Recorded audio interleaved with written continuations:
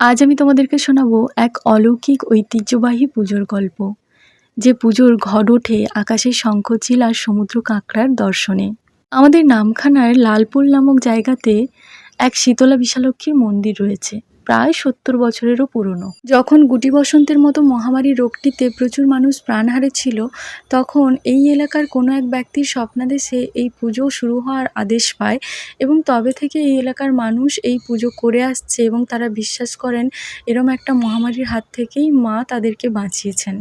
এ তো গেল পুজো কিভাবে শুরু হয়েছে তার গল্প, এটা পুরোপুরি বড়দের মুখ থেকেই শোনা। এবার যেটা বলছি সেটা একদম নিজের চোখে দেখা।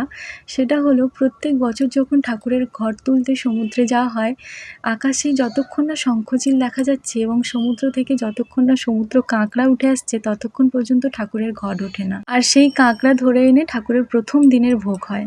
তাই এই মন্দিরকে কাঁকড়া মন্দিরও বলা হয়।